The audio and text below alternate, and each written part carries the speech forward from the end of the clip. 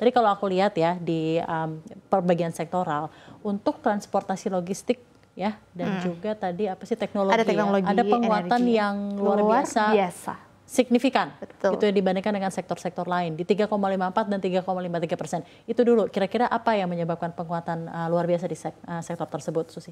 Ya sebenarnya mungkin kalau teman-teman perhatikan sektor transportasi itu sudah menunjukkan kenaikan pada pekan lalu. Tapi mungkin memang tidak sesignifikan hari ini. Karena kalau saya perhatikan hari ini ada Garuda Indonesia ya yang memang mencatatkan ARA hari ini ya di 10%.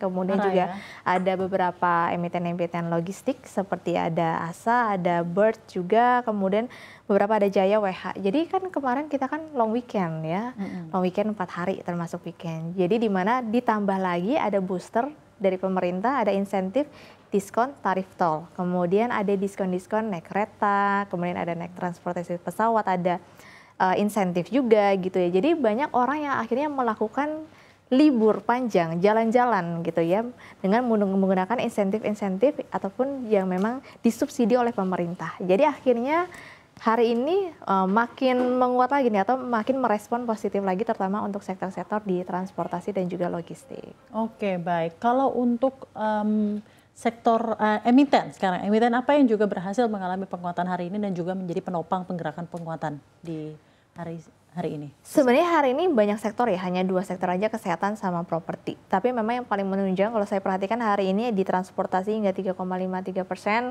kemudian teknologi di 3,54% dan juga energi di 2,18%.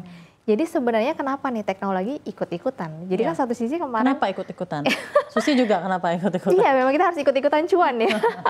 Ya, jadi kalau kita lihat kan kemarin Bank Indonesia memangkas suku bunga. Jadi sebenarnya salah satunya masih sentimen itu ya yang mendorong. Kemudian ditambah... Tapi kenapa baru kerasa sekarang? Biasanya memang suka lagging gitu, suka telat gitu ya responnya. Kayak contohnya nih, waktu ketika harga emas dunia sudah naik tinggi-tingginya, mungkin teman-teman perhatikan saham-saham emas itu belum naik. Nah ini yang terjadi sama halnya di saham-saham teknologi. Tapi kalau saya perhatikan memang ada salah satu emiten yang memang menjadi pendorong akhirnya saham-saham teknologi lainnya ikut naik.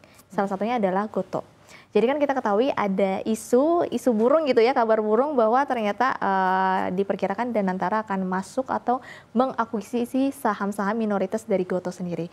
Karena merespon dari kita ketahui kan ini kan mau ada akuisisi ya Grab Singapura terhadap Gotoh. Jadi memang merespon dari kekhawatiran akan terjadinya monopoli. Nah, kabar Danantara mau masuk Gotoh ini tentu saja itu menjadi kabar positif. Karena kan menandakan bahwa di sini pemerintah serius untuk memperhatikan industri tanah air yang dimana juga memang untuk menopang perekonomian masyarakat Indonesia. Jadi tentu saja ini menjadi kabar baik. Makanya kalau kita perhatikan hari ini Gotoh naiknya paling kenceng sendirian dia di antara Buka, MTEK, Jadi Wi-Fi. justru sebenarnya sentimen mengenai Danantara ini memiliki efek yang positif ya untuk... Betul, apapun yang nanti disentuh oleh Danantara itu saya sangat optimis sekali saham-sahamnya semua akan naik.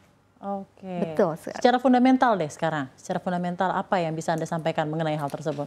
Nah, secara fundamental sebenarnya memang Gotoh ini masih rugi ya. Tapi kalau teman-teman perhatikan kerugiannya itu udah jauh turun.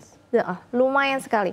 Jadi kalau kita ngomong hanya kuartal aja ya, secara kuartal di kuartal 1 2024 itu ruginya 862 miliar.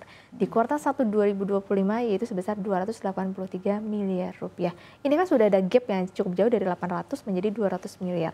Jadi tentu saja dengan nantinya jika memang benar terjadi Danantara masuk ke Gotoh, tentu saja ini harusnya bisa menopang juga kinerja dari Gotoh sendiri ya. Karena kan mau nggak mau nanti harus bisa cetak laba gitu. Jadi kalau nanti udah cetak laba, kemudian ada kabar lainnya bisa bagi dividen gitu ya, tentu saja ini akan menopang dan juga bikin investor Gotoh terutama yang masih nyangkut happy dong pastinya nanti. Pastinya. Baik, sekarang saya juga ingin analisa Anda terhadap pergerakan dari rupiah hari ini. Nah untuk rupiah kalau kita perhatikan hari ini memang cukup baik ya, posisinya ada di 16.265. Padahal kalau kita perhatikan hari ini ada data cadangan devisa kita sebenarnya stagnan ya. Nilainya hanya sekitar tadi 152 miliar US dollar ya. Salah satunya ya memang kan stagnan karena memang dari satu sisi ada intervensi untuk rupiah. Jadi menurut saya sih walaupun memang cadangan devisa kita stagnan, tapi sebenarnya perekonomian kita sudah mulai menunjukkan pemulihan, memang pemulihannya tidak terlalu besar, tapi udah ada beberapa booster-booster dari pemerintah yang memang tujuannya untuk membuat pertumbuhan ekonomi kita bisa balik di 5%.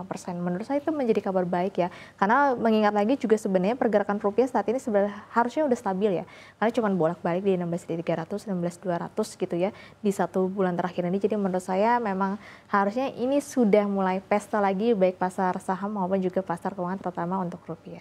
Oke, saya juga ingin tanyakan kepada Anda, mungkin level support dan resisten tersendiri dengan adanya 7.200 sekarang sudah di level 7.200, apakah sedikit bergeser ke atas atau bagaimana nih ke depannya mungkin dalam beberapa mungkin bulan Juni ini ya? bulan ini.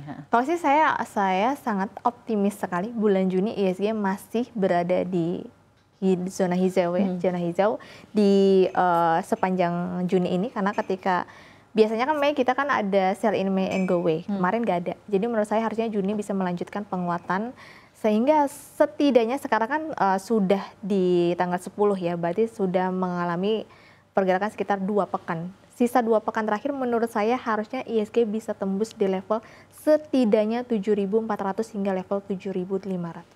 Oh, sampai 7.500 bisa?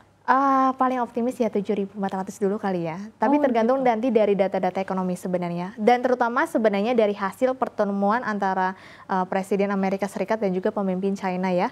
Kalau misalkan dari pertemuan dari Donald Trump dan juga Xi Jinping ini memang nantinya membawa kabar baik, menurut saya ISG bisa lebih pesta pora lagi. Tapi disclaimer on ya. Oke, terakhir seperti apa sentimen-sentimen global atau sentimen domestik yang juga patut diperhatikan pelaku pasar yang berharap tentunya semester 2 ini akan menjadi 6 bulan yang lebih baik dibandingkan H1 2025 kemarin. Pastinya dari untuk global sendiri data inflasi yang nanti akan ngaruh ke pemutusan kebijakan suku bunga The Fed. Oke. Yang dimana akan terjadi bulan ini, itu saja memang yang paling ditunggu. Untuk dari dalam negeri, sebenarnya kita masih ada beberapa data ya. Untuk pekan ini kita masih ada indeks penjualan retail dan juga ada indeks kepercayaan konsumen. Jadi kita juga bisa melihat hasilnya apakah kira-kira daya beli kita sudah mulai pulih, karena memang ini yang cukup digarisbawahi oleh para investor ya, karena kalau daya beli melemah kan berarti kan tandanya industri masih turun, karena dari sisi PMI kita kan masih terkonstruksi ya, masih di bawah 50. Jadi kita bisa perhatikan data-data yang akan rilis di 2 pekan terakhir.